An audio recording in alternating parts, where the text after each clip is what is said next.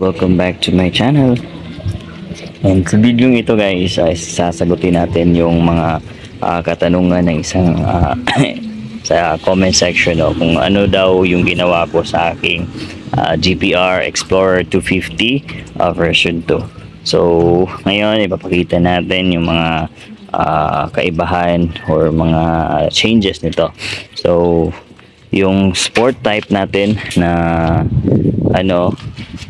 tawag dito na manubela or ating GPR 250 is ginawa po nating touring bike. So pinagkaibahan nito is hindi na siya masyadong aggressive at saka napakadali na lang yung handling niya at saka hindi na siya masakit sa likod. Ika nga kasi hindi na tayo nakayuko always.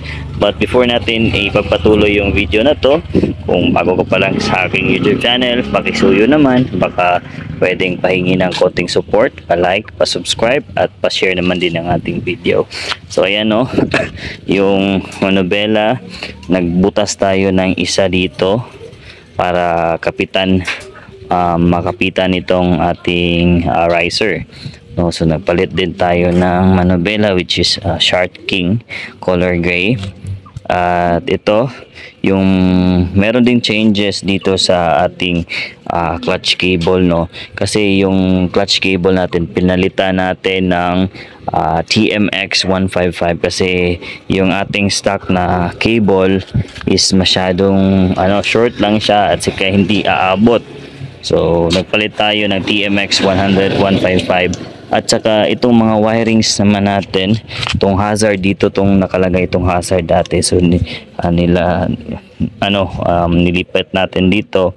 Tapos yung changes dito guys, yung mga wire is gumawa tayo ng mga adjustment sa wiring, gumawa tayo ng adjustment para makaabot ang wire ng hazard at saka itong mga harness dito sa sa ilaw, sa horn, sa passing, high and low at saka sa signal light. At sa dito naman din nag-adjust din tayo dito sa ating cable or sa wire para din kumbaga kung ang wire natin is doon sa ilalim talaga nakalagay dati, so ginawa natin is dito na lang sa ilalim ng tangke kaya para maabot din. So ayan, at saka bumili pala ako ng isang ganito, yung lalagyan ng tawag dito side mirror kasi yung stock natin is ito lang. Ito dito lang sa left yung pwedeng lagyan ng side mirror at dito naman sa right is wala siyang lagayan ng side mirror, kaya bumili tayo ng lagayan ng side mirror. Ayan, meron na tayong lagayan.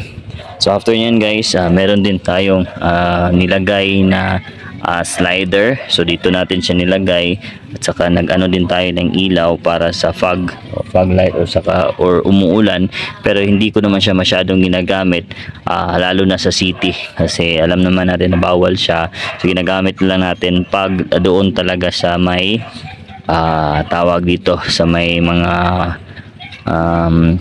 madidilim So dito naman guys sa harapan, so tinanggal ko lang yung stock na ating visor.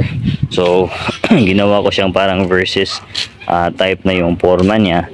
So ginawa natin is bumili ako ng bracket ng NMAX yung sa NMAX version 2 at saka nilagyan din natin ng NMAX version 2 na visor. Ito na yung changes niya or mukha niya na ngayon. So hindi na siya touring bike na talaga siya. At saka ang ibang pinalitan pa natin is nagpalit din tayo ng dito hydraulic hose brake kasi masyadong maikli din yung ating stock, kaya nagpalit din tayo. Ayan, so ito naman dito naglagay din ako ng isang mini driving dito. Ayan, dito sa ating ilalim at saka yung core natin hindi na din siya stock pero pop up na siya at saka yun lang yung mga pinalit pa natin. Naglagay din tayo ng top box bracket.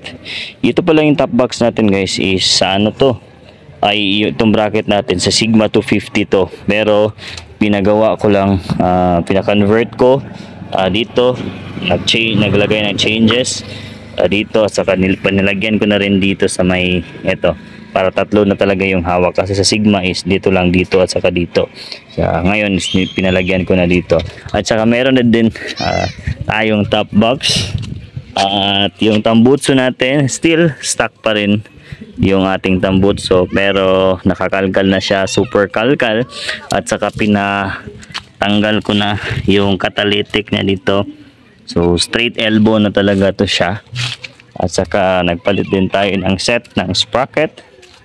Ito yung sprocket kasi natin guys is 34 teeth lang yung stock, at saka 30 naman doon sa engine.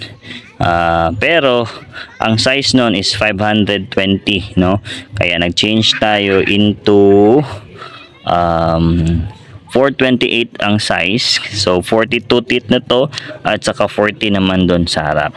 So far yun pa naman yung mga changes or mga napalit natin or nagawa natin dito sa ating motor. Ayan.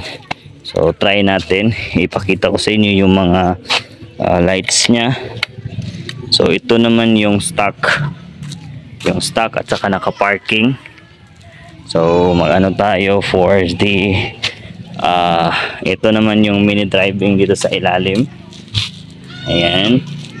So anuhin natin yung isa, yung mga maliliit dito sa harapan. So ayan. So yan na lang talaga yung full blast ng pag pinailaw natin. Ayan. So for any updates, no,